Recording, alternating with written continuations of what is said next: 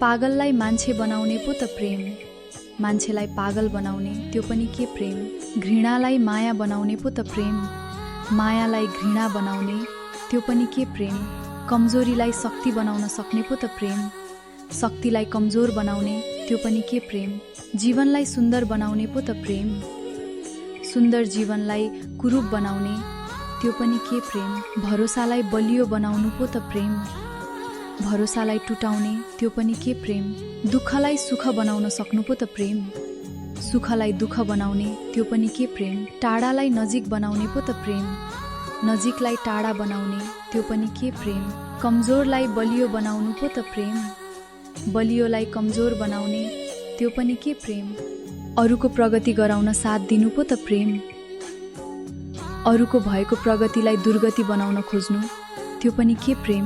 एक्लै हुँदा पनि साथ नछोड्नु पो त प्रेम, भिड जम्मा हुँदा मात्र साथ दिन खोज्नु त्यो पनि के प्रेम।